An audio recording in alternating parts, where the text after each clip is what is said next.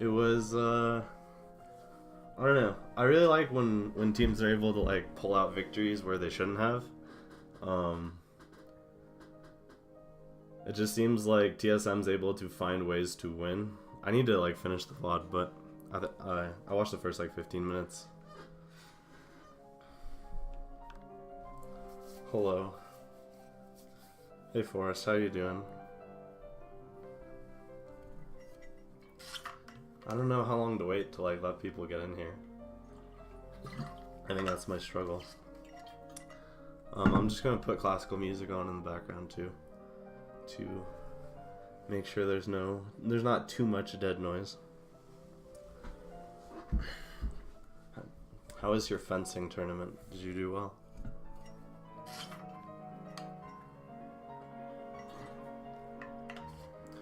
Okay, we'll probably wait like 30 more seconds, then we'll get started here. Oh, you did bad? I'm sorry. I have no idea what 17... Is that like points? Is that like total points?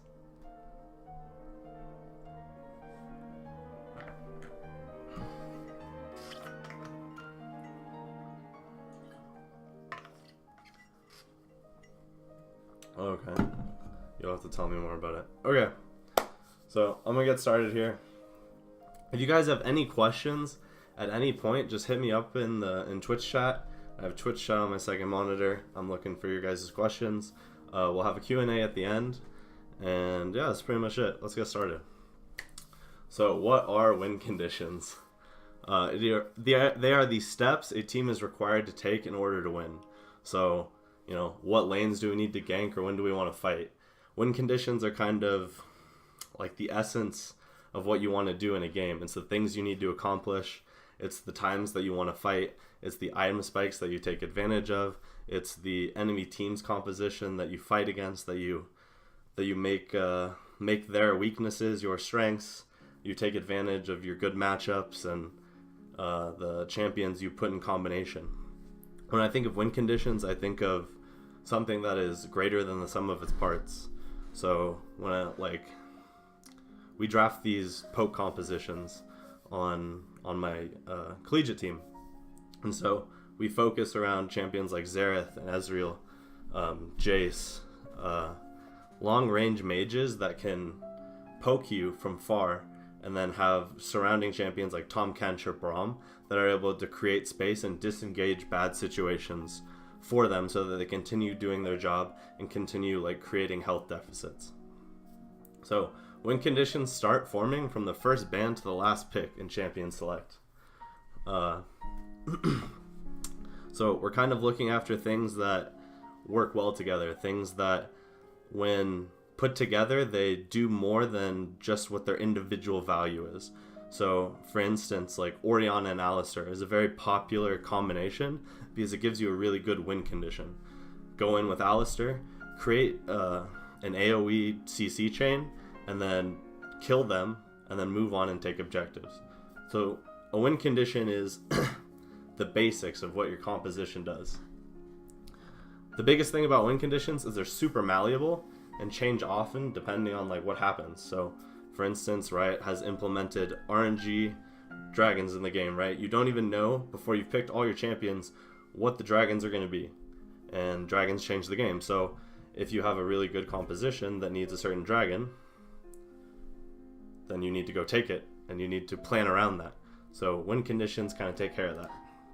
So when we talk about win conditions, we talk a lot about different types of compositions. So in general, there's a team fighting composition where they look for large 5v5 team fights where their AoE and CC reign supreme. So we're looking at, you know, Orianna, Alistar, Rakan's a big one, you know, sometimes like Syndra or Vel'Koz, you know, champions that can do damage and add layers of CC. So then we have split pushing comps, teams that look to split the map, take a strong 1v1 champion to push a lead and take towers and threaten the base. So they're looking to, you know, 1v1 someone on the sideline basically. So, and then there's a poke composition, take the other team low and force neutral objectives and towers through pure attrition.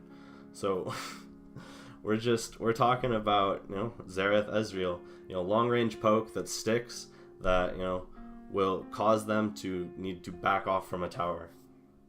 And then pick, these are champions like TF, Thresh. You kill a single player through CC, move up, move forward, take vision, take objectives. So you're just looking for like little cheeky kills through vision deficits.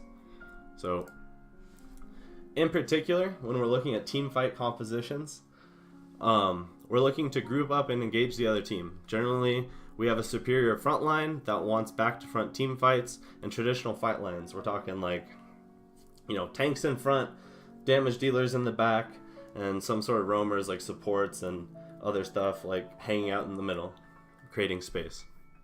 Tanks want to look to separate the damage dealers on their team from the damage dealers on your team, creating that like front line where no one can get through. And you're looking to fight over big neutral objectives like Baron and Dragon. These champions excel in open grounds like Baron Pit and Dragon Pit because they have a lot of AoE CC. So the AoE CC is able to, lock people down, do a bunch of damage, get people going. We're looking at champions like this. So Aatrox, Alistar, Rakan, Cassiopeia, Lucian, Galio, Ezreal, Xayah, Rakan in tandem, Sejuani, Orianna. So things that can start fights, things that have lots of AoE CC. So things that you have to look for against other compositions. So against pick compositions, you have to have vision control to avoid random deaths and group to engage fights on their team. So a pick composition really doesn't do well at staying together and doing 5v5 team fights. Usually they have singular target CC that doesn't do well in long team fights that have multiple people. They're looking to kill singular people, so if you group up and force them to fight as a 5v5 unit, you can win. Against split push compositions, you have to use teleport and superior engage to fight 4v5. When you're playing up against split push compositions, they'll often have like disengaged champions that make it hard for you to do that. We'll get into that a little bit later. So against poke compositions that are looking to poke you out, create health deficits, and then siege your towers, you need to gain vision control and hard engage on their immobile poke champions. So I mentioned something like Xerath and Jace earlier. You're looking to engage on those. So strong with these, like you see Aatrox, AoE CC team fighter, Alistar brings the combo, Rakan brings the combo. These are, you're looking to go in. And so what they're weak against, so for instance, Camille. Camille is very strong in the 1v1. Once she hits 3 items, she can take over entire games by herself, even 1v2ing a top laner and jungler if they come, when she really has all of her items. So teamfight compositions struggle to engage on the other 4 people while Camille's in the side lane because she usually locks the tank into the side lane, forcing the other team to fight 4v4 in that like 4v4 core, and then they aren't able to get fights off because they don't have their tank there. You have a champion like Elise who's looking to pick essential members of a team fight composition, so the AD carry, the support, maybe the mid laner who's more squishy, Ezreal who's hard to lock down, Jax who's going to split push like Camille, Lucian who has a dash, is hard to lock down, Xayah, her ultimate causes her to be hard to lock down, Shen who can cause side lane pressure and then force better 5v5 engages with his ultimate, Shaco who's going to pick people, Renekton who is going to look to split push and like win in the early game, and then Kha'Zix who's going to look to pick you. So these are the champions that you kind of need to like have a plan on how you're going to deal with them. So another type of composition is a pick composition. So you create player advantages through CC chains and high damage. You use vision control to create pockets of fog and force the other team to face check. So you're kind of looking at lots of pink wards, multiple pink wards every back. Drop a pink ward down, use it to engage on a squishy target, do your thing. So you want to look to collapse quickly on out of position targets. So if they go over ward and you're like, oh my god, I see that guy, I'm just going to go kill him. Use picks to create favorable objective fights. So the thing about a pick comp is you are specifically trying to create man-up advantages. So you're kind of looking for a power play. You catch one guy, like your champions don't really do well 5v5, but if you catch someone, you can then use that advantage to like move forward. So against team fight compositions, you're looking to catch these guys when they're rotating. So the way League of Legends works, right, is you got to go catch your side lanes. That's one of like the most important tenets of the game, is if you don't get your side lanes, you get underfarmed. And so when they're rotating between lanes, you're looking to have them take an unsafe path, somewhere where you can clip them with a CC, use your full rotation, get a pick, and then use that to get more vision, get more gold, get more objectives.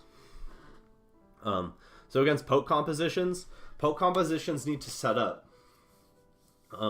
They usually have really squishy, immobile backliners like Varus, Xerath, Jace, Ezreal, etc., right? So a pick composition is looking to find those characters in transition from lane to lane, from buff to buff, going to objective to kill them and create like...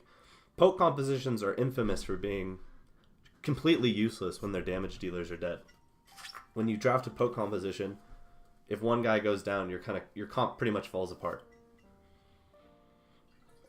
Against split push compositions, you want to look to pick their overextended split pusher or vulnerable parts of the 4-man. So specifically stuff like the support, AD carry, maybe who doesn't have flash, or like an AP carry who doesn't have Banshee Veil, Zonias, or flash.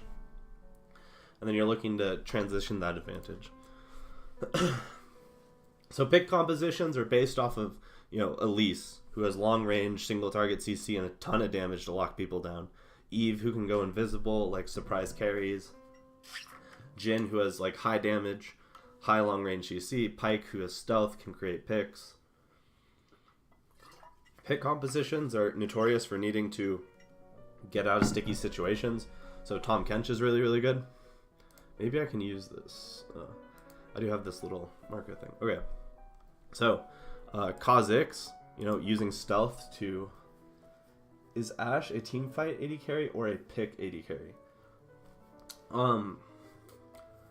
This is kind of where things get, a little murky. Like, you can use champions for multiple different things. You just have to, like, kind of gauge what their tool set is. So Ashe is good in team fights. She's very vulnerable to CC, like Ornn or Sejuani, right? So she works really, really well in a team fight, but she's also amazing in a pick composition because she has her arrow, right? So she can be used in both. You just have to kind of understand why you're picking her and what you're using her for. Okay, and then Thresh, same thing. Got his lantern to get people out of sticky situations. He has his Q to lock people down and pick them. Zoe, strong for the same reason, though you're gonna see her in poke compositions as well. One of the things that Forrest asked in chat here is someone a teamfight AD carry or a pick AD carry? A lot of these champions that you're gonna see are gonna be completely in tons of different categories. They fit in tons of different compositions, and that's why they're so strong. You just have to understand why you're using them and why you're picking them. So Zoe, for instance, can be used to pick people with her bubble and her high damage, but she can also set up in a siege-like situation with tanks around her and Braum around her and Tahm Kench around her, and just look for constant bubbles and trying to like chunk people out and force them to recall. So Lee Sin's really good in pick compositions because he's super mobile and can kick people with his insect. So if Lee Sin, finds someone, he can isolate them, and he also has ways to get out of sticky situations. So TF, he has a global map pressure, so whenever someone overextends in a side lane, you're able to take advantage of that, and you can create easy kills. So team fight or pick compositions are weak against stuff like Alistar, Braum, Ezreal, Galio, Rakan. So some of the reasons are, Alistar can start big fights. Braum makes it hard to pick people with his shield and his disengage from his ult. Ezreal's just hard to lock down. Galio can start insane AoE team fights. Rakan's the same way. Orianna, all four of these are kind of in that category of starting AoE team fights. Then Sejuani can start AoE team fights, even though she's more single target pick. You know, Soraka can heal people you're trying to assassinate. Tahm Kench can just straight up get him out of trouble. Thresh can get him out of trouble. These are like the things that you need to keep in mind when you're playing against champions like this. Are you want to kind of avoid or stop what the other team wants to do. So you're trying to stop these picks before they happen so that you can fight when you want to.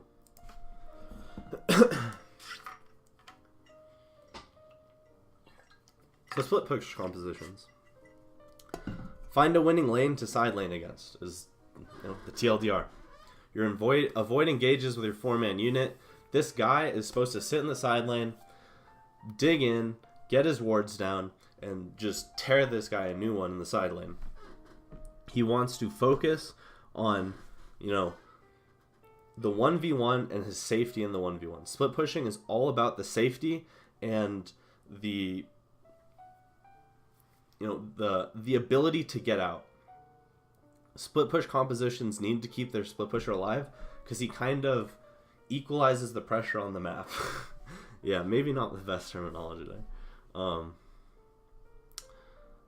So you want to set up vision so your split pusher can 1v1. So there are two ways that you can do that specifically. We'll get, you know, more of that later, but you want to either get vision on the split pusher side of the map where you have, you know, pink wards that he can directly see the people who are trying to flank him, or you can do it on the other side of the map where you kind of keep track of the people who are going to gank him.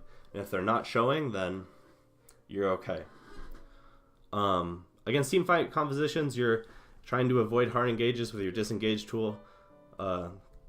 Against poke compositions, you're generally trying to like force their tank into the side lane and force like squishy characters to fight in areas they don't want to. So when you're split pushing, you're like pushing up to the tower and then you're pulling people towards you.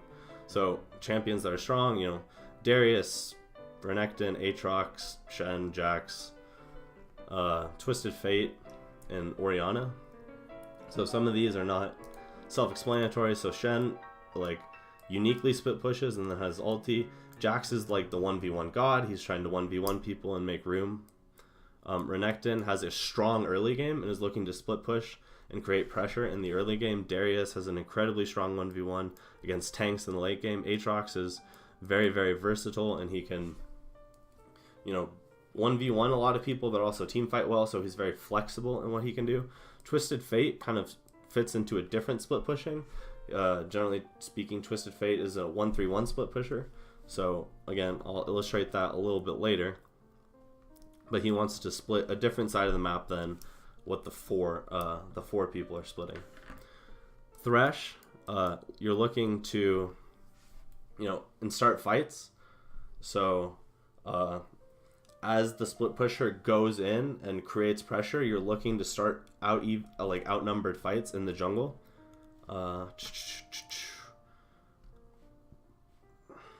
Braum is able to like disengage, so your 4-man unit values disengage. The same thing with Tahm Kench, Orianna.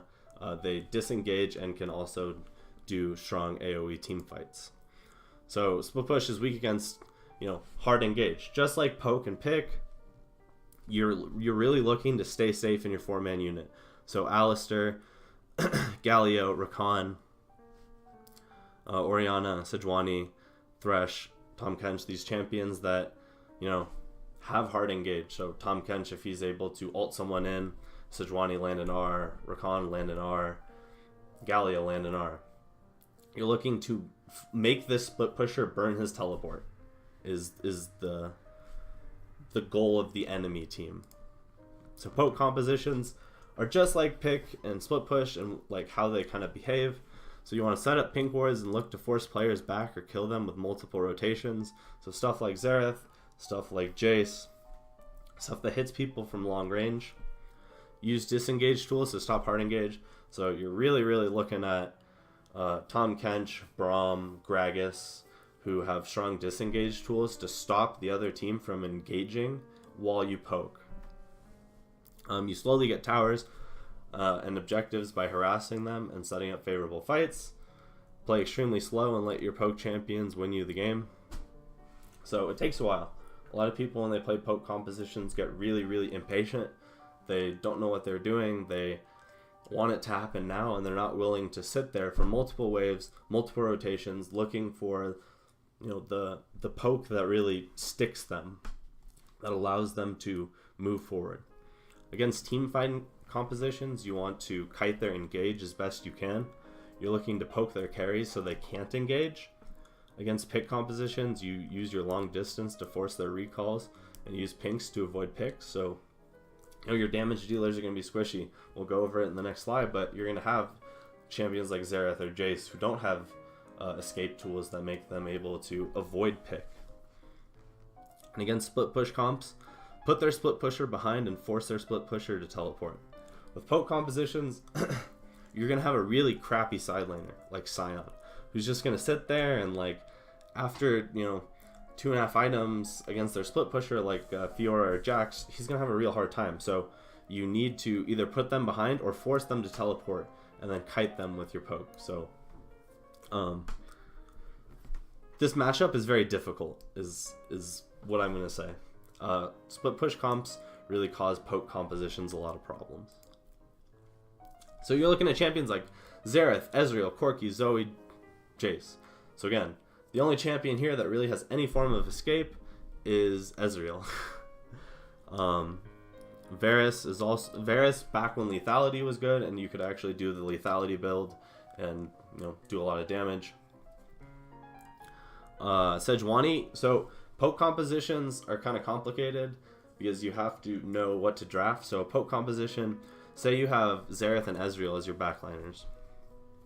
You don't want all disengage. So for instance, if you have Xerath and you have Ezreal and then you have a Sejuani, you don't need more engage. Would MF fit under this category of poke compositions? Not particularly. MF is really big AoE, right? Her ultimate is like a ton of AoE damage. So you want to put her in team fighting with other big AoE CCs like Alistar or Braum. Poke composite, she could kind of fit into it because you can think about her Q as some long range poke, but poke composition J4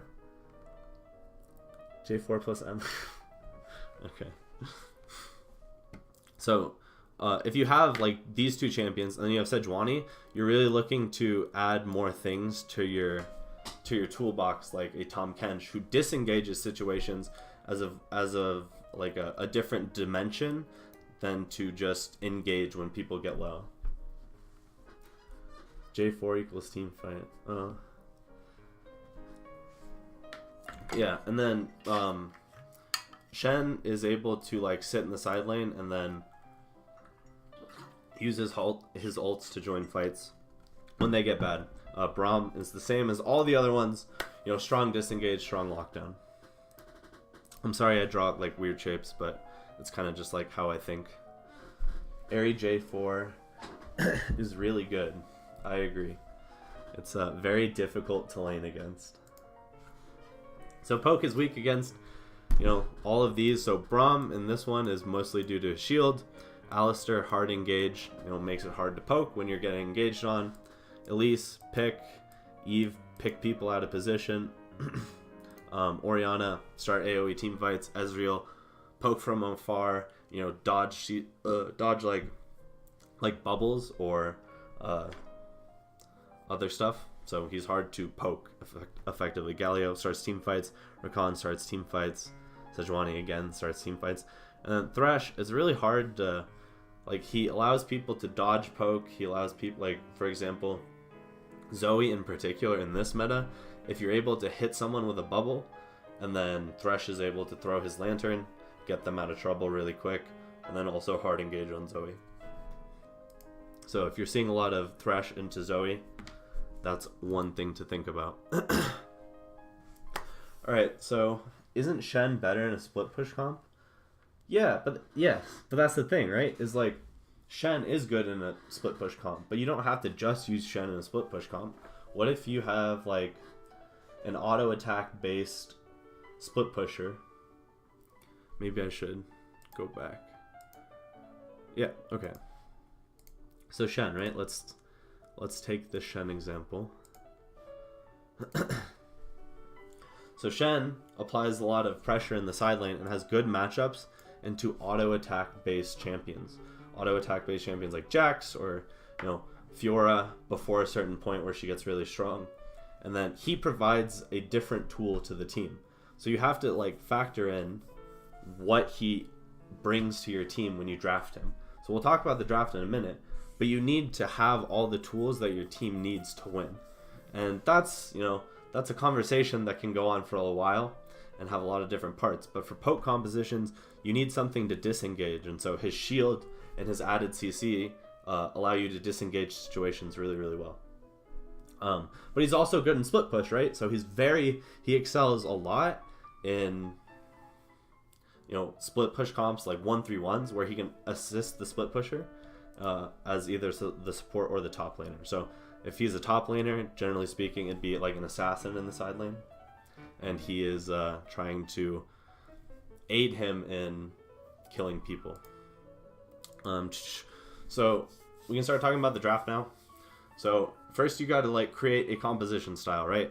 So when you go into a draft, you should think about champions that are strong, champions that this presentation software is poggers. Thanks, dude. The draft, right? You're trying to think about what OP or very strong champions exist.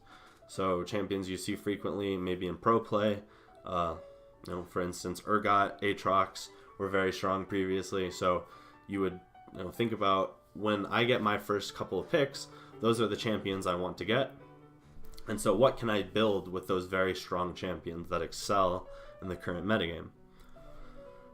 So finding keystone picks for your style. So say you're doing you want to first pick Aatrox. So you first pick Aatrox, you want to add champions that fit that playstyle. So you want to go for Aatrox and Alistar because they can both engage team fights really well and AoE team fight. So you want to pick champions to hide your weaknesses or accentuate your strengths. So let's see. Tahm Kench is supposed to kind of make up for the fact that people have no escapes. So Xerath, for example, you're able to let him poke and get in bad positions to poke, and then right before they're taking damage, you take them away, and you're able to hide your champion's weaknesses for that. So you want to think in advance about the picks that you want and how to make them perform their best. Do you want to hide weaknesses like Xerath, who's very strong in poking but unbelievably weak at getting picked? So the draft, something you want to think about is you want to hide your style and what you're doing for as long as possible. The draft is all about information, so if you're able to withhold stuff with flex picks or champions that don't necessarily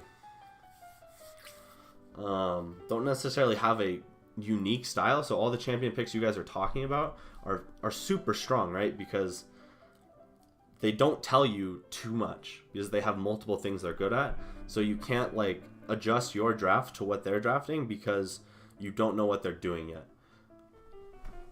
We can talk. We'll do a VOD review and we can kind of talk more in concrete about what these ideas are. And then you want to for your bans, you want to ban away strong champion counters that aren't necessarily giving away what you want to do. So say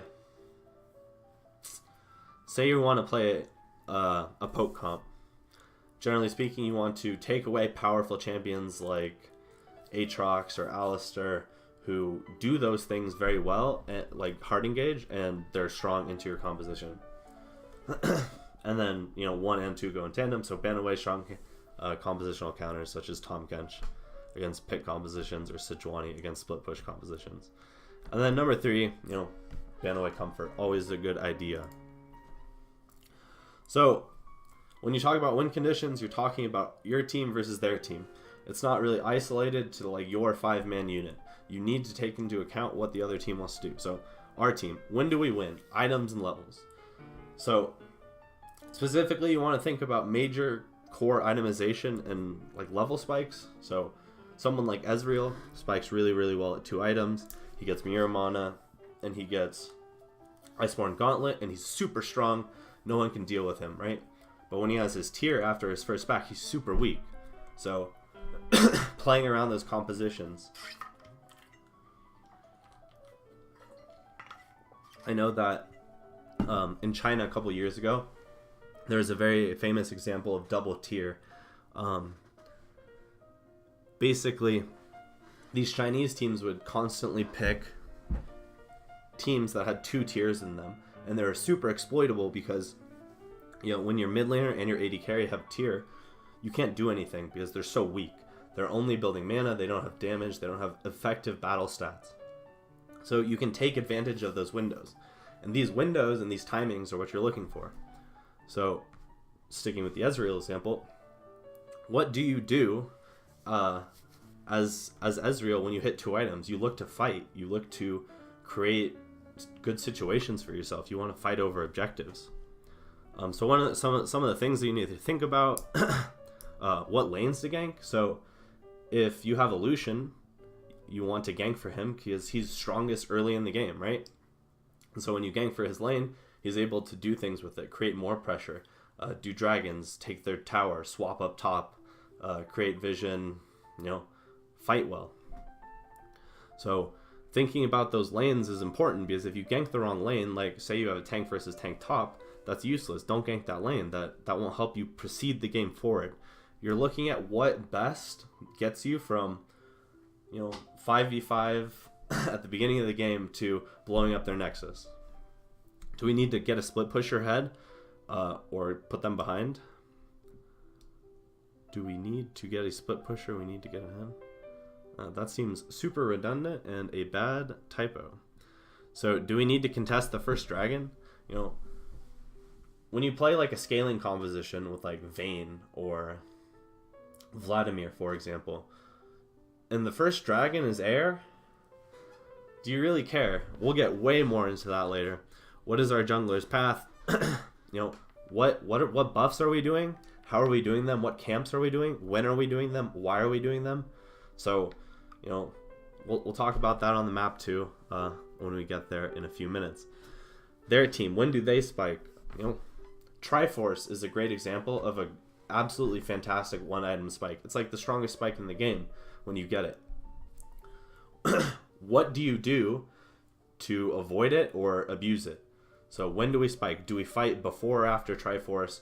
Do we wait for 2 items? Do we wait for 3 items? When do our champions and their power spikes become the strongest that we want? That gives us the most opportune times to win. So what lanes do they want to gank? It's important to understand where they want to go.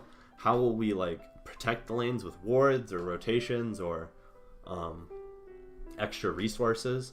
And how does their team try to win the game? Knowing what they're going to do and what they're looking for kind of informs you on how you can handle it. So because win conditions are so connected to champion power and timings in the game, you need to talk about dragons. How, when, and why.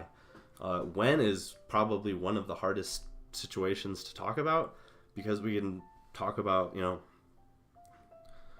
if we want to cycle dragons, if we want to even have both the Baron and the Elder Drake be an objective later in the game. Sometimes taking a dragon is bad and it makes your composition struggle. So let's talk first about Fire Drake, everyone's favorite dragon, no matter what. Must grab for all teams. I'll be honest, this drag is hard to let go of. If you lose this, it makes the game so much harder. It kind of creates its own win conditions, honestly. It's just so strong that champions could do things that they that they couldn't do before. They can one-shot people sooner, they can clear waves when they couldn't, they can push faster, harass better, win fights better, take objective faster. It distorts and amplifies these power spikes. As players, we try and understand when we can die, when we can be one-shot, when a champion can take us from 100 to 0 just like that. And Fire Dragon destroys all of that forethought and all of that experience and distorts it really heavily. Scaling teams might be forced to concede this to avoid large deficits.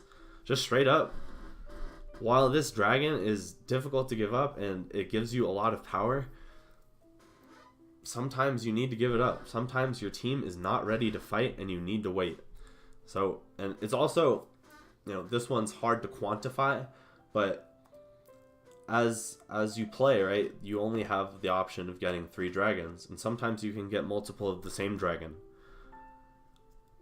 Stuff like Cloud Dragon and Mountain Drake are super strong in like tandem when you have 2 of them or 3 of them. But a Fire Dragon is the most powerful drake that you can get 1 of. It gives you the most raw power by itself. Ocean Dragon is fantastic in the early game. This is, if this is the first dragon, it's a must grab early in the game if you have tons and tons of power. If you have Xin Zhao, if you have Lucian, you have, champions that spike really early on, even like small components like Bilgewater Cutlass, like Lucian, for example. So it's must grab for poke or siege compositions in particular. The ability to maintain your mana and health as you poke people out or siege people is just so valuable. It's a lot of you feel it, when you play. You kind of sustain longer. You're able to outlast your opponents. It's incredibly useful later in the game during Baron sieges when you want the cannon minion to like attack over and over and over again on the tower so that you stay out of range. An early ocean is good to cycle, as the added regen will help you gain priority. So, I talked about it gives you health and mana, right? The thing that's nice about that is with the extra health and mana, you get to stay on the map longer and you get to set up for fights. So it gives you that small extra advantage to stay in lane and get that extra vision, get the extra priority on the minion wave. So it's good with mana users in particular, because energy users or someone like Rumble or Renekton don't get to use the mana part at all.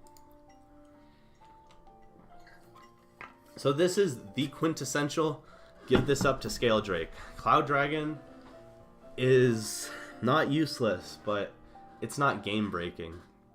It's kind of hard to talk about it without saying that you can give it up.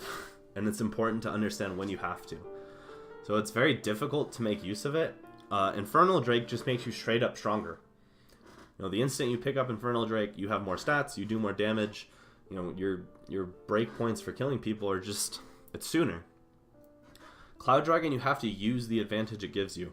Since it gives you extra movement speed, you have to abuse it. So it's strong for poke, pick, and split pushing compositions to stay safe and move around the map.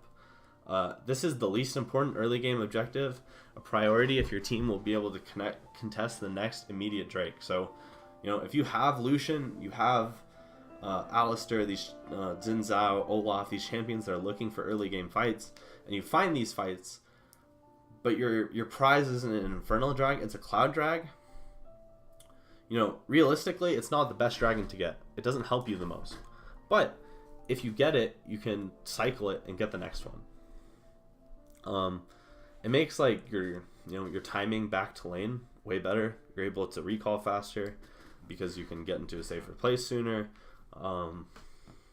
Your straight up distance time is shorter, so you can like not miss as many creeps. It's a very small difference, but it's slight, and it's vital for teams needing to kite. And when I mean kite, I don't necessarily mean the in combat kiting. I mean kind of staying at the edge of other teams' engage range. Mountain Drag. This is probably the most game warping dragon. Infernal Drake makes people do a lot of damage, but particularly in pro play, Mountain Drake is incredibly powerful because it takes the time to kill Baron from 20 seconds to 15 or something like that, and those 5 seconds are crucial. A must grab for all compositions, but something a scaling composition can concede. realistically, if you're confident in your skills to engage fights late game and do the things you need to do to win the game, you can give it up. As long as you keep good wards on Baron and Dragon and you don't let people get stuff for free, you can use this Mountain Drag. It increases smite damage, which is cool. Multiple mountains can kill neutral objectives very quickly. Just went over that. Forces tighter Baron control, as Baron is even stronger in the hands of a mountain empowered team. So while Mountain lets you get Baron super fast, it also makes your tower taking abilities even more lethal, and so you're able to, you know, kind of steamroll towers with Baron. And when you have Baron and Mountain, you're able to really end the game fast. Okay. So now I'm going into a more freehand version of this. I feel way more comfortable doing stuff like this. So we're talking post lane phase stuff now. So we're talking vision. We're talking how to take objectives. I like Rift Kit personally. It helps me do stuff and show stuff well. If you have any questions in the chat, please let them flow. I think I can answer questions better than just talking off the cuff about this stuff, but I do have some things in mind I want to talk about. So I'm going to do most of this from blue side's perspective. Most of the same things apply on both sides, though there are some slight differences around terrain, but the differences are small. So let's take, for example, a team fight composition. Oops. We will kind of be more up here. So let's take the mid. Let's put the top laner down here because that's where he goes after, you know, lane phase starts to end. And then let's throw everyone in mid.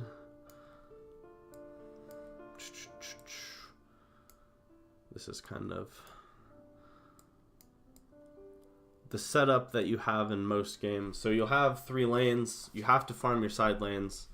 I know it's hard. I know that your teammates are going to int when you go to the side lane to farm it. But please, I beg of you, in your solo queue games, farm your side lanes. Look at what's going on. Ping your teammates. But the basic idea, we're going to start with a team fight composition. I will put that up top, I suppose. Oh, what color should I use? We'll go. Is this going to be awful? Oh, no. Okay, that's awful. I'm just going to not do it. Okay, hopefully you guys are with me, and I don't need... maybe I'll have to like reply to people on Twitch if they need to know where we are. But let's start with team fighting compositions. So what does a team fighting composition need to do? It's pretty easy. They want to fight. They want open areas. So in particular, I have 2 pens now, which is... this one isn't very good. So I'll just stick with this one when I want to write. So they like open areas the best. Let's get a bright color. So they like areas like this, you know, open areas like this part of the jungle. Open areas like mid where Orianna, Alistar, you know, these big team fighting champions want to team fight. What do we do then? So the biggest thing, if you watch pro play and you're very good at this game, is mid priority. I've harped on my teams about mid priority a million times. I'm sure they hate me at this point for saying it. I am sorry. It is so important. What is mid priority? I hope you're asking, but you're not, but that's okay.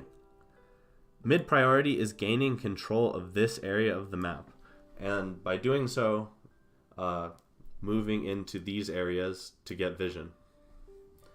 What is mid priority? I got you. I already said it. But the thing you have to keep in mind is to control this area, you have to control this minion wave. Push the wave. Right. Exactly. I rail on mid priority quite a bit. So you need to immediately walk in and kill these minions. That's That's your number one priority, is killing all the minions. So once you kill the minions, what do? You drop vision. So plop, plop, well, that's probably not a pink word. But you plop vision down in their jungle, you know, on camps, on buffs, in these areas, and you're looking to start fights. So team fight compositions want to move in, take control of the area with mid priority. What is jungle priority? Well, jungle, so you fight for mid priority, and then you go get jungle priority, right? So jungle priority is having control of the bushes.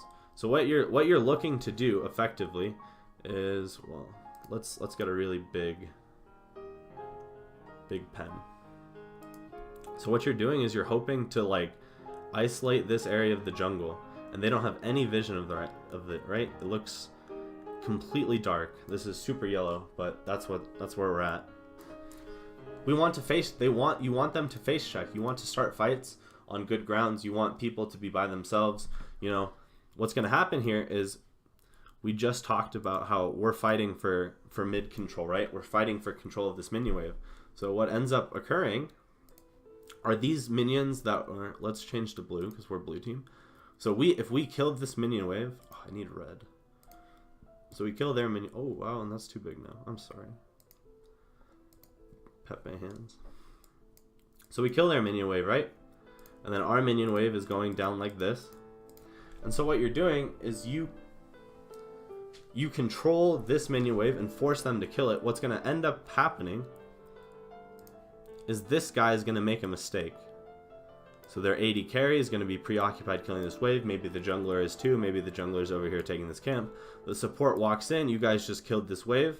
And then you kill their support. And then you guys run to Baron. Team fights are all about, you know, starting these fights. And then, you know, you used a small amount of skills there. You guys set up on Baron. And then you look to use your big tools like Alistar over the wall. So Alistar, Sejuani, Orianna, you know, I'm gonna say these champions, but like as people filter into this area and look to contest, you want to look to engage over the wall and fight. So jung priority equals vision control. Yeah, exactly.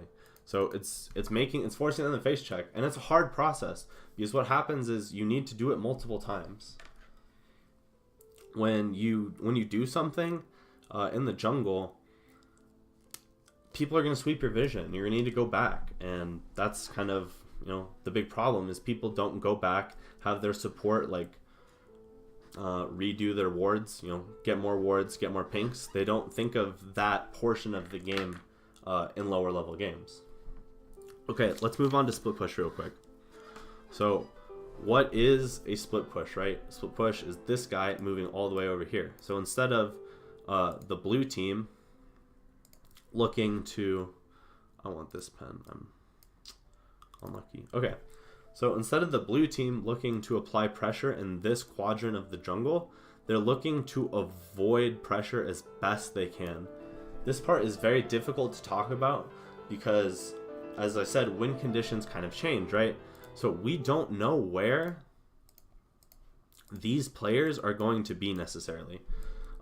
You want to be able to have like some sort of priority on this lane so that people can. So for instance, if you don't have priority on mid and you want your split pusher to do something, say you're grouped up in mid and you want your split pusher to apply pressure down here, right?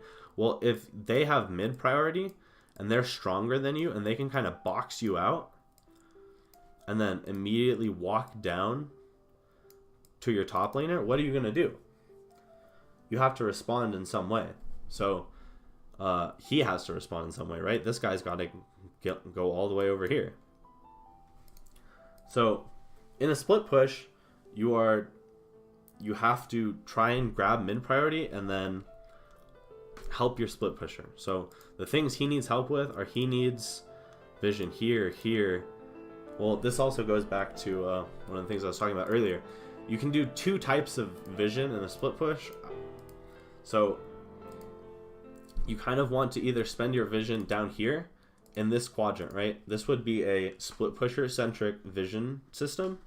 So you want, you know, those wards, pink wards here, maybe pink ward here, maybe pink ward here. Ooh, can't do two. Or a pink ward here. You know, some sort of version of this.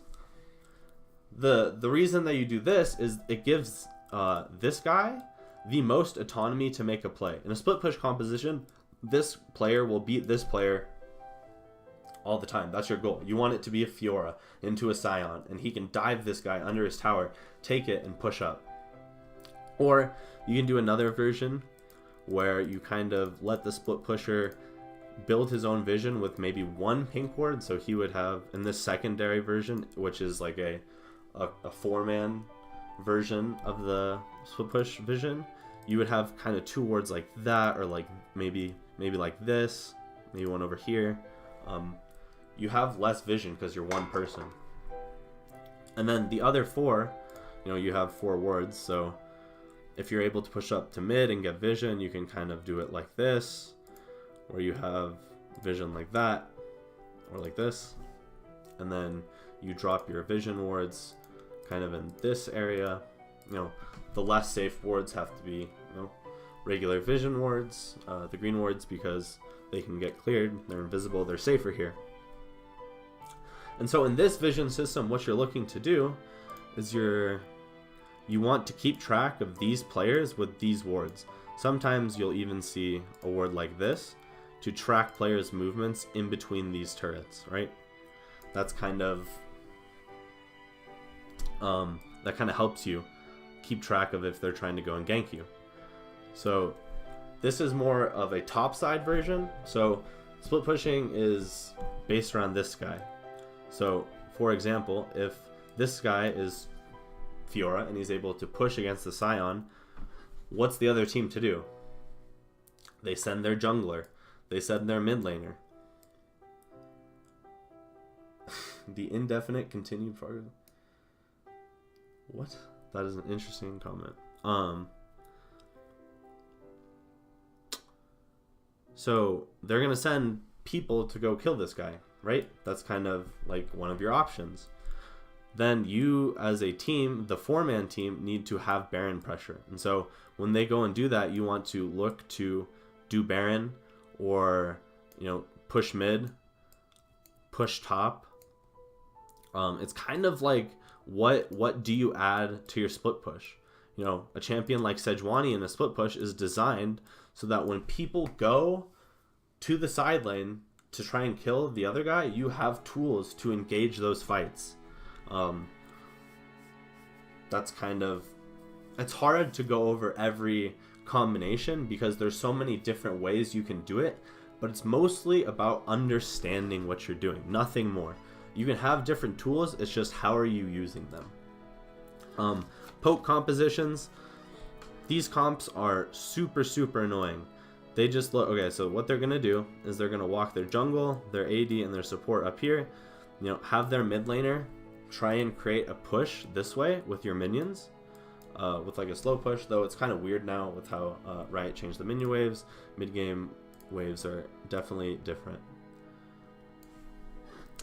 So when they do that, they want to set this slow push up, and then they need vision around these turrets that they want to poke at. So they're looking to get these players. Let me move this guy, and then this guy's probably catching this wave. And so what you're looking to do when you're a poke composition is set up vision. So you're setting up vision around your flanks. So if you're sieging mid, you're sieging that guy. You have, you know, vision wards deep. So everything that's deep is more of a regular ward, because you have, it's easier to replace. It is like, it's less vulnerable because you have to use a sweeper. So you want to set up vision around here. You definitely need pinks, and this is where teams fail. Specifically. So the thing I see a lot with less experienced teams when they do poke compositions is they get really excited to go poke, and then they forget the setup. So you need to place pink wards here, oops, you know, maybe here. You're looking for flanks, right? You're looking for teleports, you're looking for people to get an optimal engage on you. and you should have the tools necessary to push people off you if they don't have a flank. So getting this vision is super key. Okay, so that's for mid. Let's move up to top. This top gets kind of weird. And the hardest part about explaining all this is you always need to go catch your waves again. So people are going to push, people are going to do stuff with the mini waves, and you have to like go back to them. You have to move in between the lanes, kind of like you're gonna. Okay, well let's continue this example, and I'll kind of trying to explain this portion of it, the rotating between lanes, because while these setups kind of appear static, they're very dynamic, and you have to bounce in between different places. So let's clear out all these wards.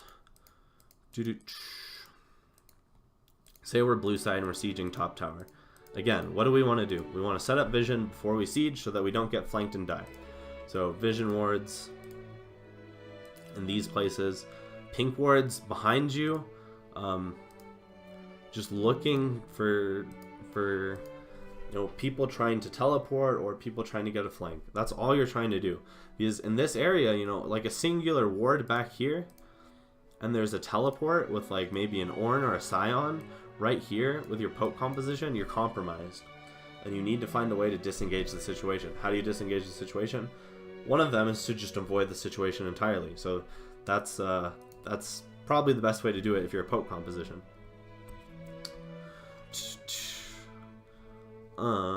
Let's go with a pick composition. So pick is very particular because you need to think about what the other team needs and what they want. Pick is all about the other team making a mistake. So if you're playing something like Thresh or Elise or Twisted Fate, something with high target CC, high damage, you're just looking for vision denial, right? So you're looking for this kind of stuff, these wards that force people to walk into you. And like a lot of them are the same. It's mostly how you play it, realistically. I think that's the thing, again, about win conditions that are so important is while a lot of the setup and a lot of the fundamentals are going to be very similar, the execution afterwards is very different. So in a poke composition, right, you're looking for people, again, to make mistakes and force people to do bad things.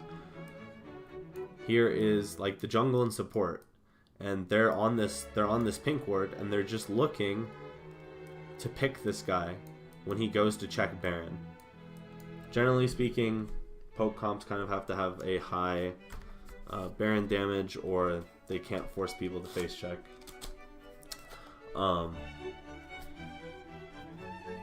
So they need to move into this area to get vision of Baron, right? And then you need to kill them. And then with your man advantage, you kind of move up and force them to do it again. And as they continually face check, you get more opportunities to try and pick them. Wait a minute. So those were some post lane phase stuff for all the different types of compositions, how you like kind of need to play the vision game, etc. I think this is Control F5. Oh, whoops! I went all the way back to the beginning.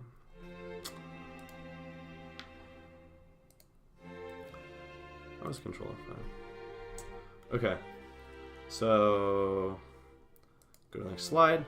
I'm gonna do a VOD review of TSM versus CLG. Oops, I thought I would be around this.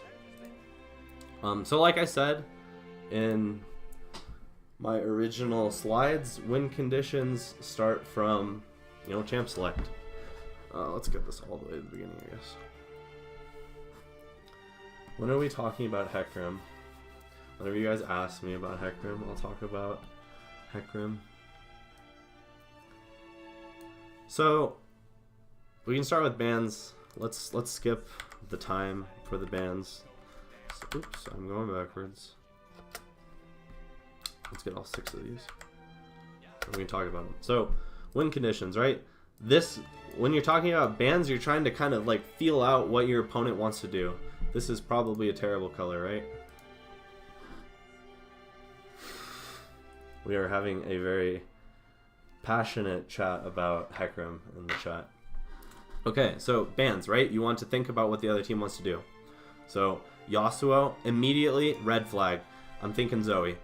Why are you banning Yasuo if you don't want to play Zoe? If you don't want to play a tank in the top lane, you're kind of thinking Zoe. Cassio, just strong champion. Silas, again, strong champion, especially in the hands of Bjergsen. Tom Kench, so maybe they're thinking hyper carry, or they're thinking a poke composition or a pick composition that, you know, they want to run. So they want to play something like Thresh because they ban Tom Kench because they want to play Thresh, Morgana, something like that.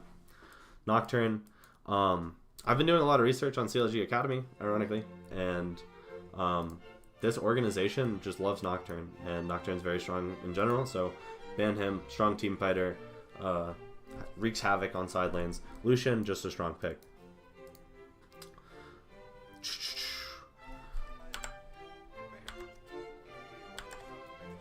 So Ezreal, what kind of composition are they going to build around Ezreal? What kind of additions are they going to make to the comp? You know, he's a poke champion, has good team fighting. What else are they going to add? I do not need sound on this. So Thresh, you know, they banned Thresh, or they banned Tom Kench, pick Thresh, easy peasy. They pick Jace. Jace is kind of his own win condition, a poke champion. They pick Galio. Galio is really popular at support right now. If you weren't aware, it's just popping up really recently. Jarvan. They want engage. They want team fighting. They want strong AoE. Kai'Sa. Thresh gives Kai'Sa a lot of like room to kill people, essentially. It gives her ult, strong range, strong CC.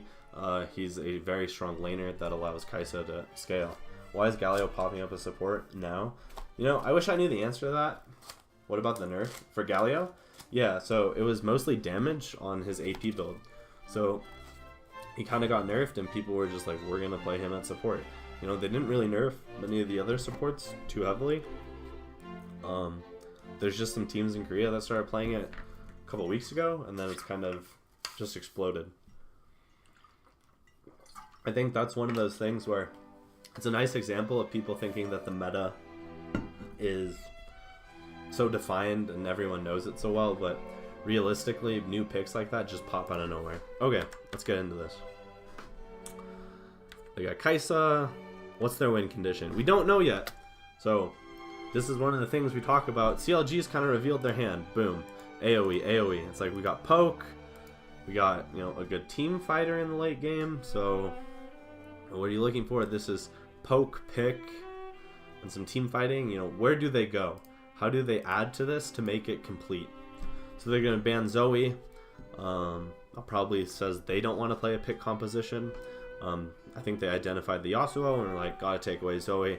That's an addition they would like to make. CLG bans Olaf, a strong early game champion, to get Kai'Sa and Jace ahead. I've never played Roblox Battle Arena. That seems like a very interesting game to play. Come on, TSM, ban another champion. Okay, Orianna. So, again, take away additional team fighting. Last ban, LeBlanc.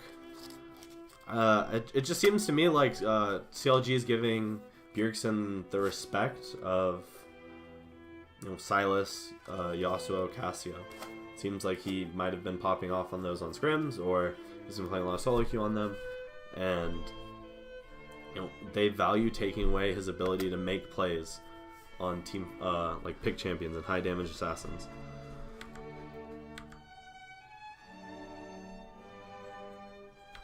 They pick up Sejuani, so they have a lot of damage to pick people. Kai'Sa can like get on CC targets very quickly and take them out with her Q and her passive. Victor, high damage, a mobile champion with tons of AoE damage, so he fits in well. How are you going to add to this? What do you want to add next? That's the question you have to ask yourself. Aatrox, strong jungler. This is going jungle. That's, you know, a big thing, especially in Korea. Aatrox jungle has strong early game, strong AoE CC, and can, you know, make early game plays with his second life. So TSM need to round this out with probably another solo laner. Okay, and they go with Talia, which is, wow, I don't know, kind of interesting. When you think about Talia, you don't think of her strength recently, so it's an odd pick, but it gives them a lot of engage and a lot of ways to snowball the early game. Talia is very good at ganking side lanes and getting them ahead, so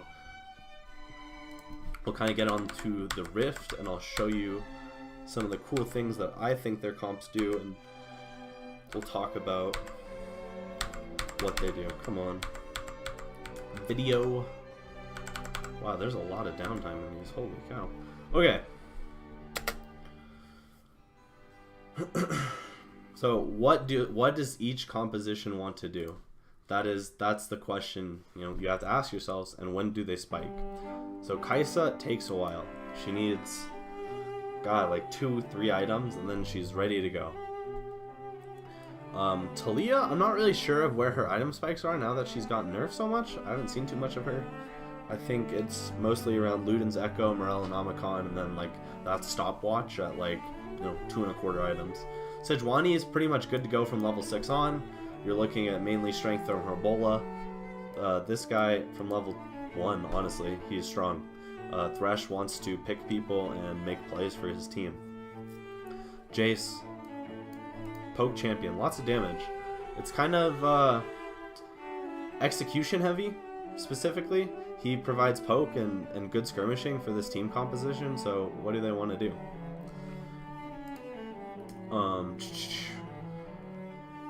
CLG has team fighting, team fighting, team fighting, team fighting, team fighting. This guy needs his Hex Core, Victor.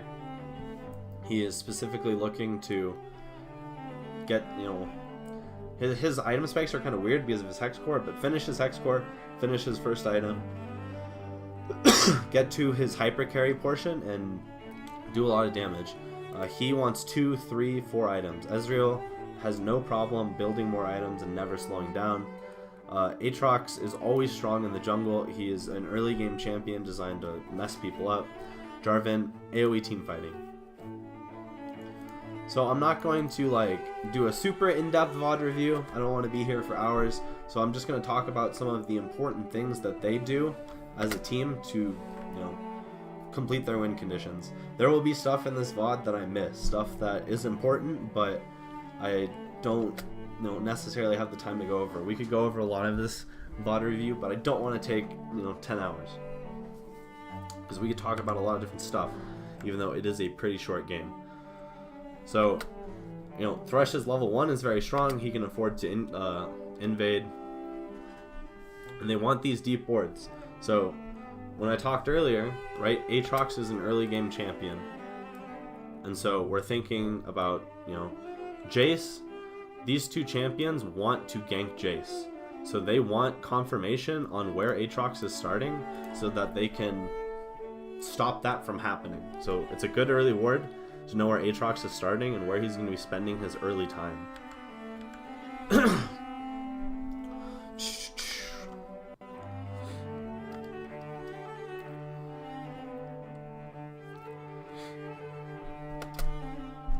So we always start on the first buffs. It's super important. Generally speaking, you're going to start the opposite of where you're going to end the opposite of where you start.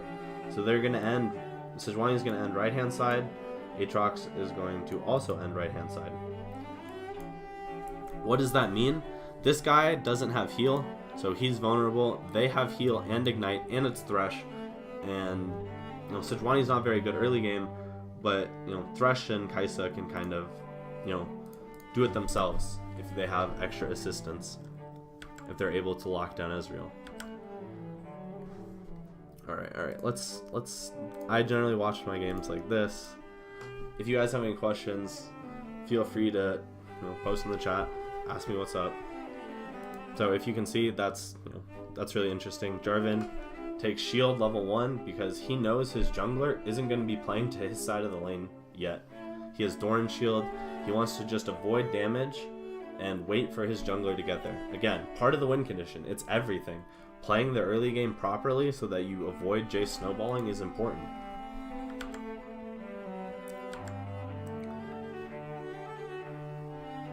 So we just mentioned that they, want to keep Jace safe. How do you keep Jace safe? You give him vision. So this is part of their win condition, keeping Jace safe. So you want to take that early Scuttle Crab. What this does though is it allows Wiggly to have reign over this Scuttle Crab and inhibit lower playmaking on the bottom side of the map. And then Sven and Smoothie just kill Ezreal. So one of the hardest things to talk about are plays like these, where they just kind of defy everything that you were doing and they get a solo kill. Solo kills are super rare. They're not to be expected. They are super hard to pull off. You have to be a laning god, especially in the LCS. So this kill does a lot of stuff. We talked earlier, Ocean Drake, really important in the early game. Very important. Ezreal is a big proponent of taking an early Ocean Drake for himself. Ezreal is an absolute terror. He doesn't run out of mana. He doesn't run out of HP. So him burning teleport for this is really devastating to their winning condition. I talked to my collegiate team about this one time, where we did a different CLG VOD review, and we actually talked about how they use teleport to gain priority over the wave at levels 4 and 5 to just take dragon for free. Since you kind of like out-sustain them and replenish your mana, you can take a free Drake, which would be really good in this situation. But because of this solo kill, they actually won't have that option because teleport will be down at that time. Alright, Sejuani moving into the jungle. You want to track Aatrox's early game. It's super important to track his early game and know where he's going. This is a very risky invade. Except for the fact that Ezreal died, so just like be aware that like while this shouldn't really be a case, this Aatrox shouldn't be being invaded by Sejuani. This kill like enables her to do it, so their win condition changes. Sejuani can go aggressive in the jungle now because you can. Like the game state has changed. Ezreal is now unable to answer to an invade because he needs to catch the wave. Okay, so now Sejuani secured that other Scuttle Crab, which means he's able to kind of go clear the rest of his camps. I'm definitely going to be talking about this game more from TSM's perspective, I guess. Just because I like taking on like a side. I happen to know TSM won this game. I like to like take on a side and kind of view it mostly from what they want to do. Imagine not going Airy on J4 versus Jace. Well, that's part of like win conditions, right? So when I see this, I think to myself, okay, that's interesting. He went Grasp and he went Doran Shield. I think that this isn't particularly good, but what does it indicate? It indicates that this Aatrox has no plans to gank top lane. Or, someone would argue that it's just a bad decision. I would probably be in that boat. But it is what it is. So one thing that's important to note is Wiggly went back early and got himself Red Smite. So he's looking to make early plays and snowball his early purchase. So Acadian is looking to get 6. And he's just going to clear. So he wants to put all of his camps on respawn. Bjergsen playing right-hand side. Why is he... Did they see him on that ward? Oh, they did. Nice. Okay, that ward just expired. So Bjergsen playing right-hand side, because they saw him on a ward. One of the biggest things about jungle camps to remember is you want to put jungle camps on your reset on, like, if you want level 6, you have to put them on respawn early so that you get the rubber banded XP. Broken Blade is getting destroyed in this matchup. Why? Oh, there's a big wave, I guess.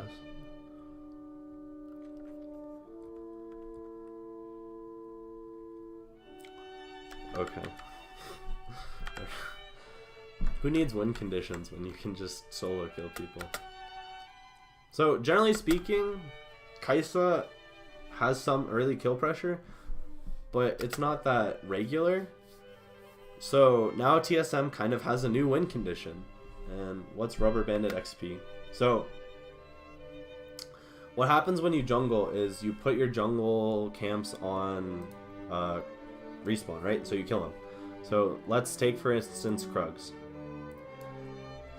Krugs die, and they start the game at level 1.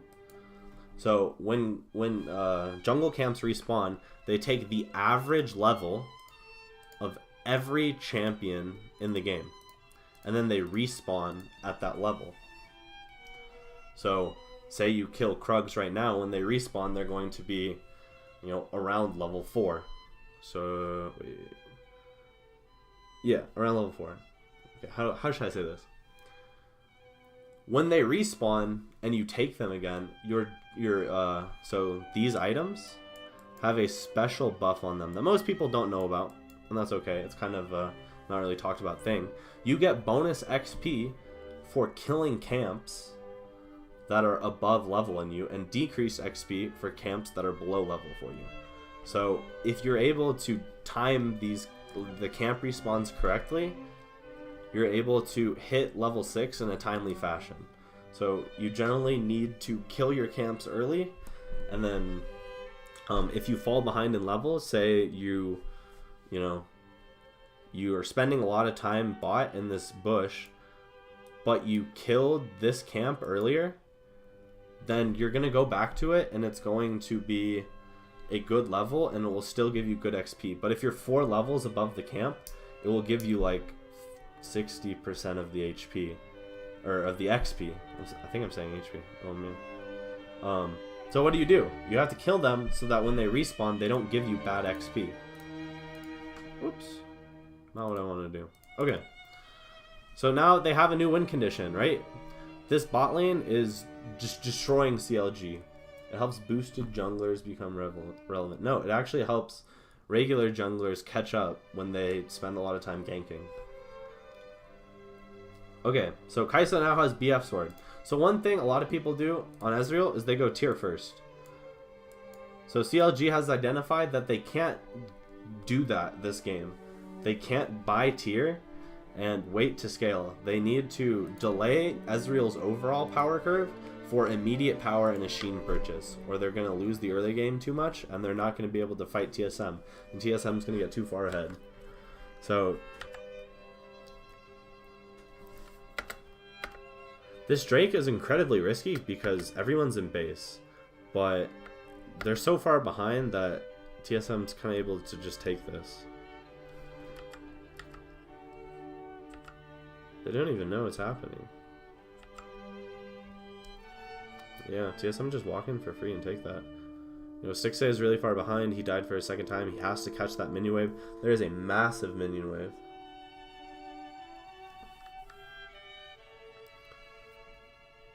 Yeah, they just use vision. Okay, so now that they have this Ocean Drake, you know, what do?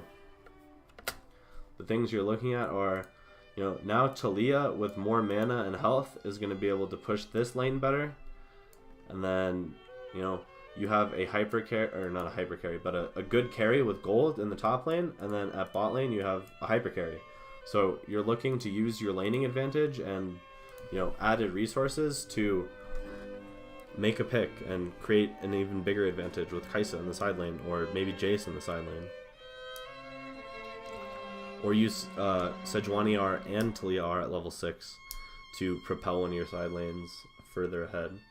Wait, can you hit that? No, you can't with Rakan. You definitely can with Thresh, though.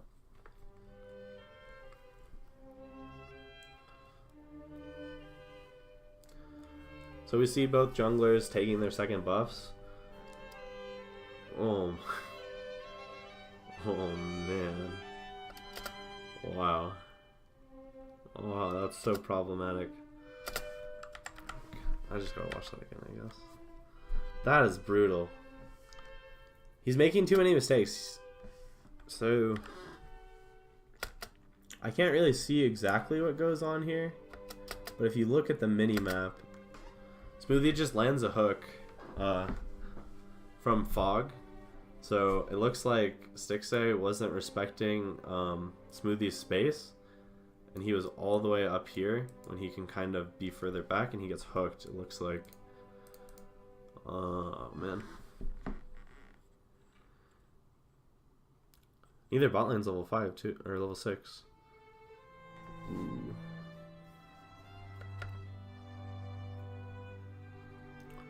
So, I tell my... Just hoping our top lane, our bot, never goes this poorly. I don't think it will. So, TSM is breaking. I have like cardinal rules for League of Legends, and TSM's breaking one of them. But it's a good time to break it, right? I tell my teams to never do two things at one time. So right now, as you can see, Sejuani is moving into topside, and Talia is moving bot. So one of the other things that is important in League of Legends is understanding when you have a rule and you can break it. So in this case, you can break it because we killed Ezreal. So now you have a man advantage. So you actually can make two plays at once. But you have to keep in mind what's happening and where the other players are going. So Acadian may be looking at this, but this play is about to happen. So you have to be aware that the mid laner is roaming and one of the plays is going to be responded to. Let's see if TSM play around it correctly. Okay, they clearly saw. Wait, I guess I didn't process that last time. But, you know, they don't want to go for something topside because they realize it might be a 2v3.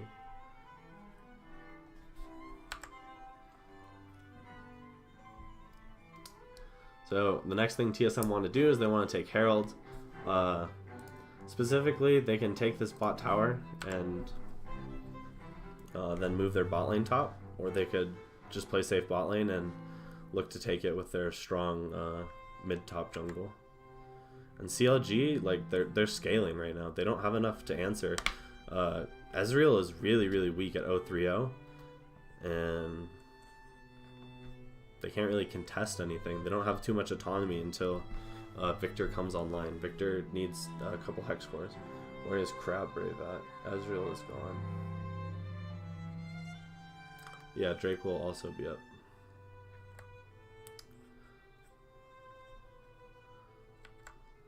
So it's always like, what do you want to do? Realistically, does TSM's team composition need this Ocean Drake? Probably not. I think they'd accelerate the game faster with Earth Herald. But it's kind of what happens. What kind of picks they can create, when they can create them.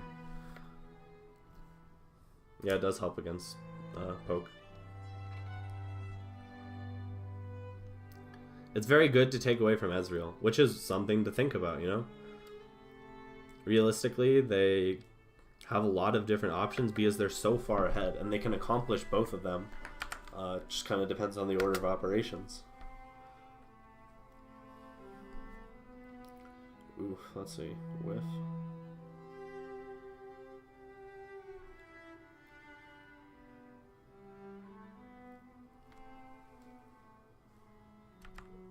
Okay, so TSM make a really good play. So they leave Kai'Sa by herself.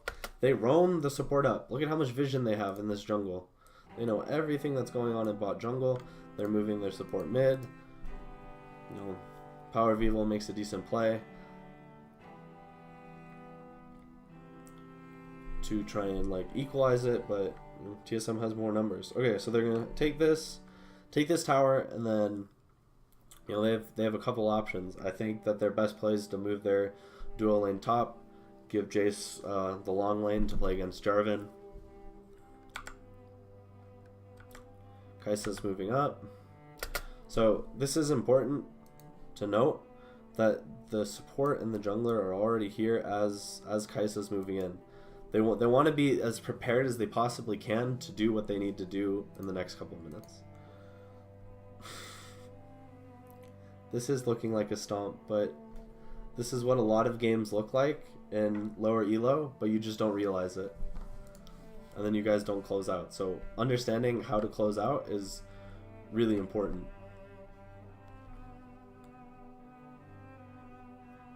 Alright, so TSM secure Rift Herald, right? What are the important things they want to do? They want a siege, so control of mid's really important. I would never advocate using Rift Herald in this portion of the map. It's awful. You can take this turret with how ahead your duo lane is. Oh, nice visual bug.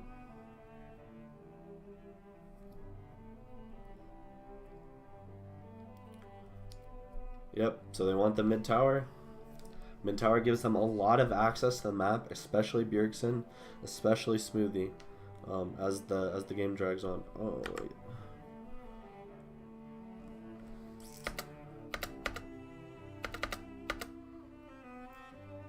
They don't have Sedjar, so they don't get to apply as much pressure to the tower. They get a nice chunk on it though. So they kind of are doing a 1-3-1 right now, right? I talked about that right now. They're split pushing, 1-3-1 split pushing. What's interesting is, you know, this comp kind of has elements of different compositions. They have multiple tools. So Thresh is being used to help someone escape when they're pushing up with his lantern. But he's also going to provide CC and damage later on squishy pick targets. I mean, I guess not as much damage, but if you find a squishy with Thresh, you do a lot of damage. Oh, okay.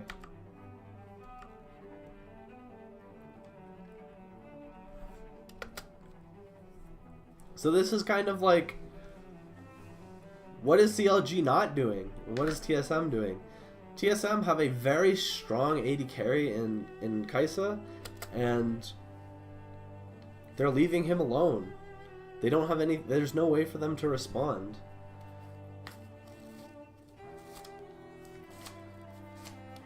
Yeah, you guys should settle it in playoffs, that'd be nice. Okay, so now they're gonna reset. They took all those objectives. Now they want to look at mid tower, right? How does mid tower affect their win condition? Well, it gives this guy more room to split push. It makes it easier for these guys who have pick, engage, lots of it's just a lot of pick, basically pick and a little bit of siege. So they want to create vision deficits with this mid tower gone, and they want to force CLG to face check and isolate Ezreal in the side lane. And Kai'Sa can clearly 1v1 Ezreal. Level 2's up. Level 2, yeah. Level 2 levels up, yes. Bad speaking. I'm sorry, guys. Okay, TSM's in here doing their thing. Getting vision, getting dragon. Just because they're so far ahead. Like, the thing is this isn't even like a crucial take. You know, they're just slaughtering CLG. They're pushing their lead. And it's all mechanical. So now what do they want to do? Oh my lord. What do they want to do? They want to move in vision. They want to set up for Baron in 20 minutes. So they can take another tower, they can look for picks, but realistically, TSM doesn't have that much to do. And that's one of the hardest things to learn as a team, is learning when you don't have that much to do and you're just kind of fishing. You can't force them to Baron right now. You can't force them to a dragon fight. They could concede the dragon fight because realistically, it's not their way back in the game. Do they have a realistic way back into the game right now? It's going to be a tough one. It's going to be an uphill battle. So TSM's just going to keep pushing their waves, keep pushing in, look for small laning advantages. It's like laning still exists at 16:30 in the game, you know?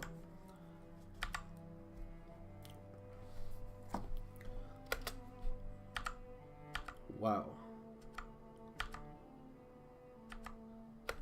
So Aatrox is able to get all the way in there at 16:15-ish?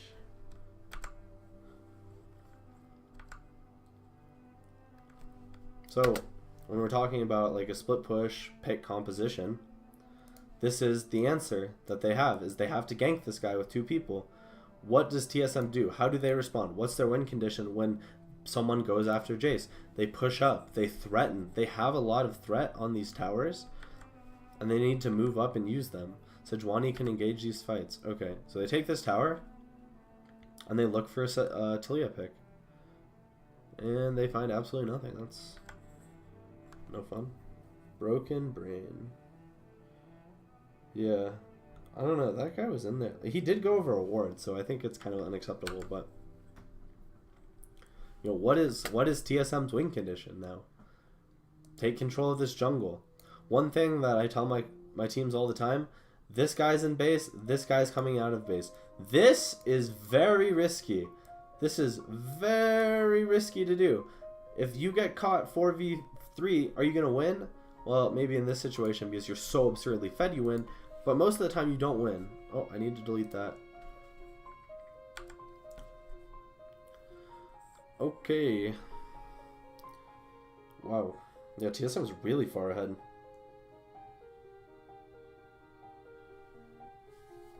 So now their win condition, they want you to face check, right?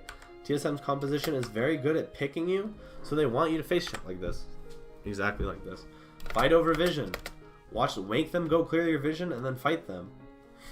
See, and they don't even kill him, but look, that guy can't fight now. You have a dragon in 40 seconds, you can't fight that. Can I see the gold lead? Yeah. I'm sorry, how do I... It's like 8K. I don't know what... Hello? Yeah, it's really big. But the thing is like, teams throw big leads. TSM is a very well-oiled machine. It's hard for teams to execute like they do, and they still make mistakes in execution. So TSM is around bot side waiting for Cloud Drake to spawn. You know, and this is one of those situations where you find a counter. You need to find flank teleports onto these split pushers. This guy is split pushing the entire game. If you've noticed, he's been in the side lane the entire time. So what are you gonna do about it? You're gonna teleport behind them and try and kill him while TSM wants to do something else. And then the question is, are you strong enough to deal with it? Apparently the answer is yes. Holy moly. Wow. So like when you get ahead, you're able to warp these win conditions, right? This is not what you'd ever expect when you catch a Kai'Sa in a side lane, is her destroying your team. Trading 1 for 1. And TSM punish, they push up mid. They get the dragon. They get bot lane. So you have this play, and you need to be able to react to the stimulus that your team is given. Pushing up top lane. Getting vision. It's all about vision. You'll notice that these teams are always getting vision. It's all about the minion wave and the vision. Get the scuttle crab. Vision. All they're doing in here is placing down wards, clearing wards, popping their sweepers. And look, I talked about it earlier. I put all the yellow on the jungle. This is what they want to do. They want to create this vision deficit. CLG has to answer. What are they going to do? So they either don't face check, in which case, TSM get Baron, or they go and face check. Look, they have to walk through this jungle. They have to blow their stuff early. Bjergsen's using his wall defensively to secure the Baron. Now TSM is in the driver's seat. They have no more outer towers, right? Yep, wrong. No more outer towers. So they're pushing up their vision. This is really important. You're trying to not have a flank, like if Jarvan or I guess Ezreal's not going to teleport, but if Jarvan wants to TP or someone wants to flank all the way around, like some outrageous flank like this ward catches them. They need to be safe. They need to push up safely. Smoothly clears out vision. Thresh to give you extra safety. It's understanding and using your champions to the fullest potential.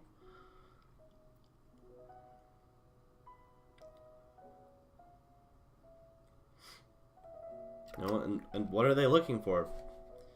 Looking for this guy to create an advantage, looking for a W from her, hook from him, a Sejuani Bola maybe, to engage a fight, a favorable fight over the wall. Win conditions are fairly self-explanatory, but playing around them is very important. Play to your win conditions. Do the things your champions are strong at. Realistically, TSM doesn't want to start a 5v5 fight. They haven't started one because they know they would lose.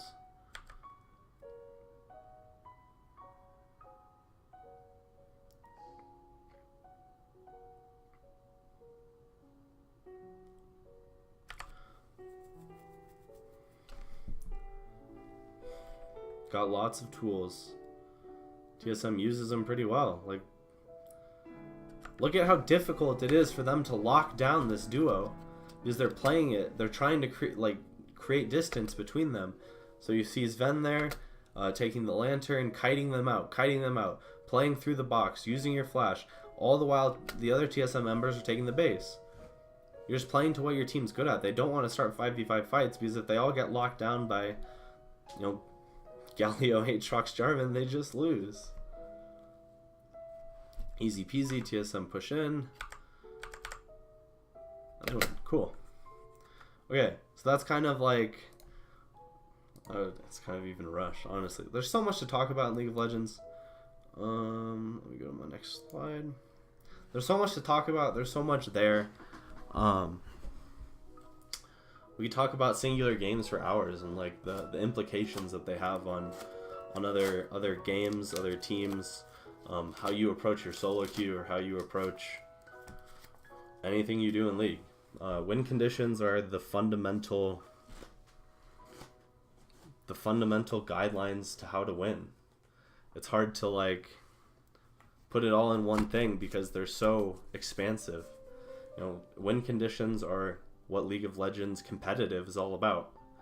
So, man, I've been going for a long time. I can talk about this game forever. So, we're an hour 50 minutes in. I have question and answers now, so if you want to put your questions in Twitch chat, whether they're troll or not, there are certain win conditions that counter other win conditions. Yeah, so certain compositions have certain, you know, strengths and weaknesses. So, you know, team fight compositions are generally really, really good into 1-3-1 because they're able to, you know, lock down the 3-man unit and start a fight, unless the, you know, 1-3-1 can really kite them. A pick composition is really, really good into poke because everyone's so squishy and they're susceptible to these vision deficits and face checking and getting picked. Each composition kind of has its own ways of dealing with other stuff, and that's like the difficult part of drafting. It's kind of an art. How do you get a composition that's better than another composition? You have to draft well around it. So, for example, say a team fighting composition wants to grab some engage, so they take Ornn early in the draft because he's a safe top laner and he has good team fighting. What are you going to do? What's your plan? Well, you want to play a split push 1-3-1 comp and you don't want to get engaged on, so you draft Braum to counter Ornn. So that would be, you know, a way to counter another team's win condition. So you're looking at ways to, you know, see in draft, hey, they're doing this, and to combat that composition, we need these tools in our arsenal.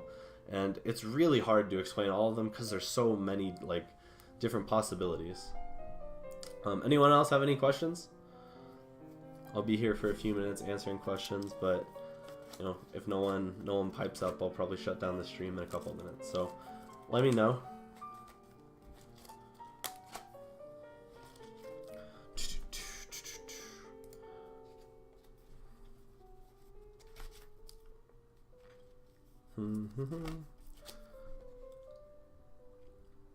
What if they just draft whatever they want? Well, if they draft whatever they want, then that's kind of like what I talked to you guys about. is there's going to be a lot of situations where they don't have a clear win condition. And so you kind of have to figure out what their champions do. Yeah, then they're trolling.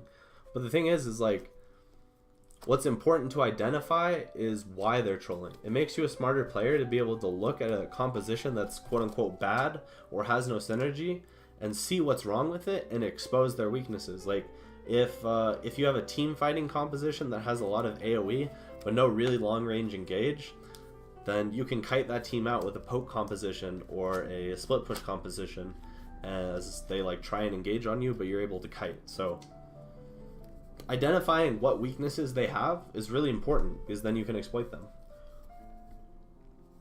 I've been seeing a lot of team comps with the Yorick split push win condition. What's a weakness of that?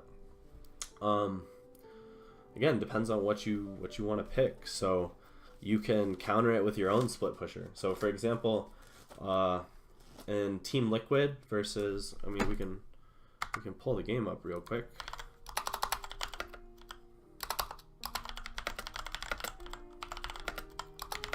As you can tell, I'm a TSM fan. I've been a TSM fan since Season 2, so. Is this the right game, actually? No, wait, what? Okay, never mind. Different website. This is a really, really amazing website if you guys want to watch VODs in your spare time to get better. Let's go to LCS Spring Split. We'll go to Week 5. Wait, that was last week, wasn't it? Unlucky. Team Liquid versus Team Solo Mid. TSM, needs to be a bit more restrained. So what you're gonna see here is Yorick first pick, which a lot of people might think is kind of trolling. I would agree. And then TSM right here is going to pick Jax. So a strong win condition against a split push composition is drafting a split pusher that wins the split push.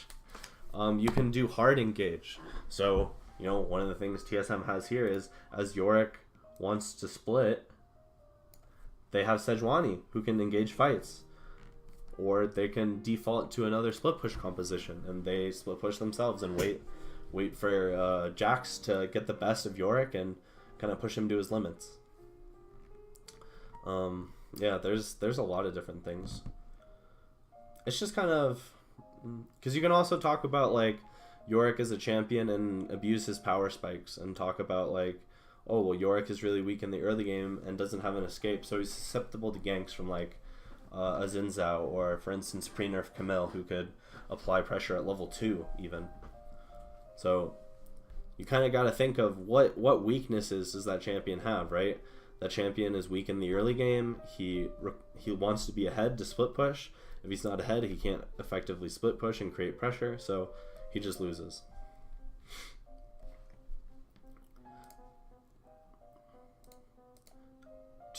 Any other questions, guys? I'm sorry if you don't like classical music, by the way. It's kind of just what I listen to.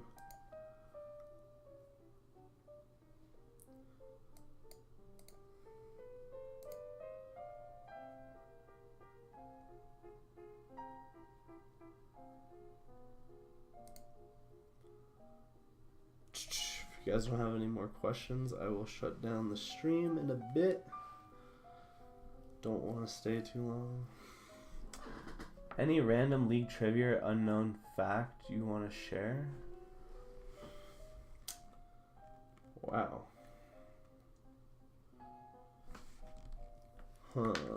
Let me think. Hold on. I'm gonna go. Maybe. What should you do if they start target banning a certain lane? You gotta pick early. So, for example, if you're in the first rotation and they ban 3 mid laners, go, oh crap, they banned 3 mid laners. I need to pick a mid laner before they ban more. That's kind of the only way that you can deal with it. You can let it drop or flex. You could take your mid laner bot lane, but there are a couple of different situations you can do. Random league fact. I have this document that I put random league thoughts in, and none of it is very good because it's all just like super boring stuff. It's all like competitive small detail stuff that's not particularly interesting. I can't think of something.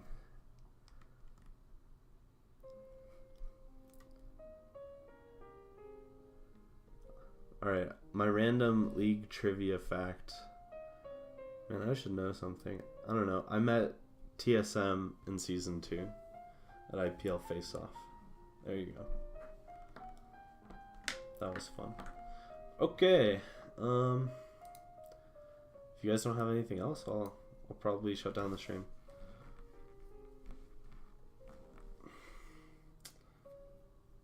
I learned in the U game versus UC Davis that Tides of Blood from Vlad doesn't affect Maiden of the Mist.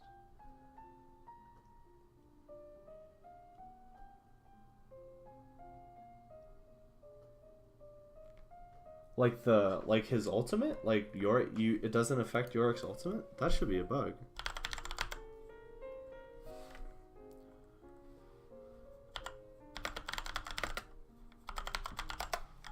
So like, I don't know what you mean. Vlad E, yeah. What about Vlad E?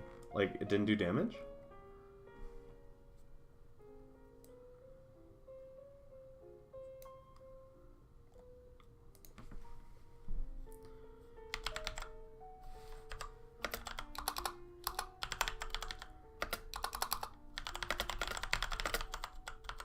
That's weird. It doesn't hurt Yorick ult.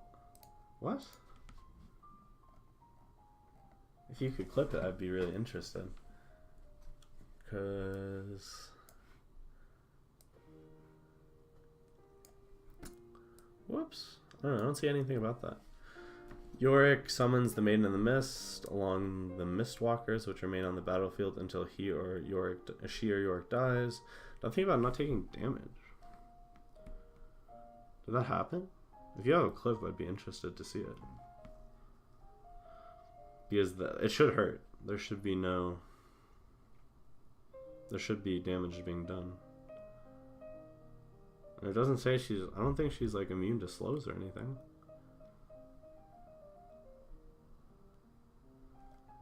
Ability details?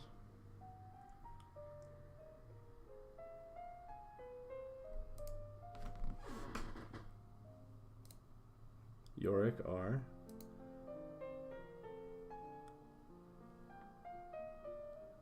I can't really see any reason why it wouldn't do damage. Yeah, no problem. I don't think it was anything crazy. Maybe just a bug.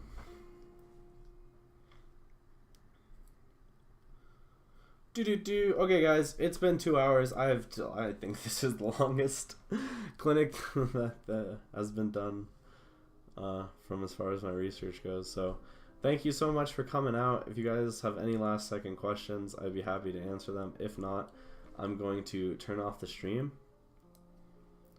Shout out to Connected Camps for letting me do this, letting me rant on the internet for 2 hours to an audience about League of Legends. Some of my opinions are very strong, so I appreciate for them to let me do this. But that's it. It seems like everyone's done. We don't have any more questions, so I want to thank everyone who came out. Thank you so much. It was a pleasure. Anyway, good night. Thanks for watching.